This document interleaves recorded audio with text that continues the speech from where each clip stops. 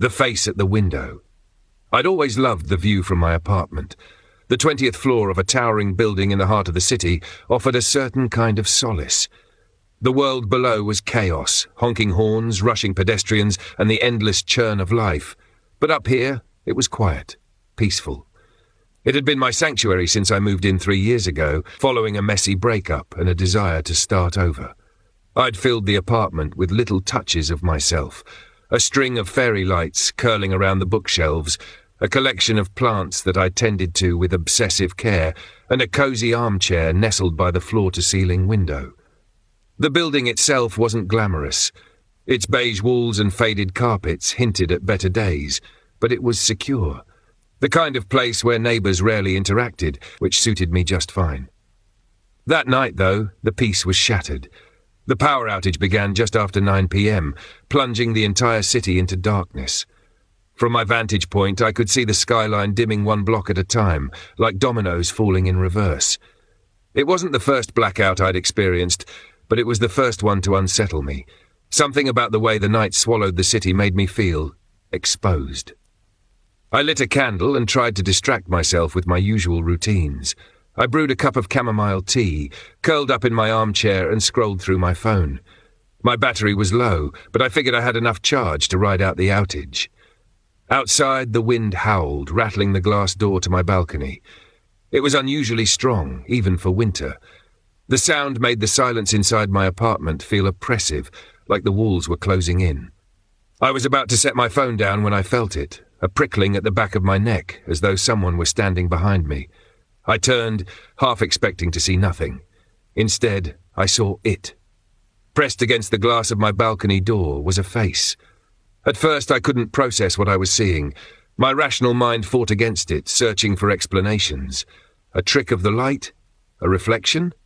But as the seconds stretched, the truth settled over me like ice water. There was someone or something outside my window. The face was pale, almost luminous in the candlelight. Its features were grotesque, as if someone had taken a human face and stretched it just a little too far.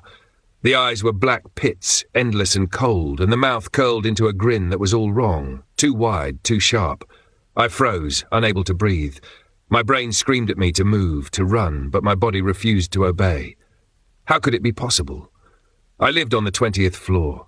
There was no balcony above mine, no scaffolding, no ledge wide enough to support a person. And yet, here it was, staring at me as though it had every right to be there. I fumbled for my phone, my hands trembling so badly I nearly dropped it. I managed to dial 911, but the line crackled and went dead. The outage must have knocked out the cell towers. The face didn't move. It just stared, its lips twitching as though it was trying to speak. Then, with a sickeningly smooth motion, it slid to the side. It didn't turn or step away. It simply moved, as if gravity had no claim on it. I realized, with dawning horror, that the balcony door was unlocked. Adrenaline surged, breaking the paralysis that had gripped me. I leapt to my feet and lunged for the door, slamming it shut and locking it with shaking hands. My breath came in shallow gasps as I pressed my forehead against the glass, peering into the empty darkness beyond. But it wasn't empty. Far below, on the street, the faint glow of emergency lights illuminated a figure.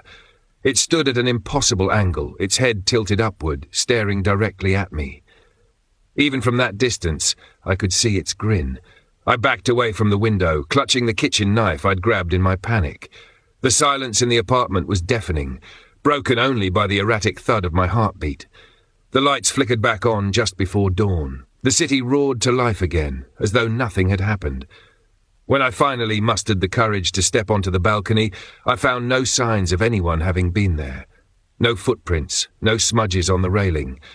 But on the glass, right where the face had been pressed, was a perfect imprint, a smudged, sticky residue that reeked of something rotten. That night, I installed blackout curtains and swore I'd never leave the door unlocked again. But deep down, I knew it wouldn't matter. Whatever that thing was, it had found me, and I didn't think it was finished. This version expands the character's backstory and the setting while maintaining the core suspense of the story. Let me know if you'd like further tweaks.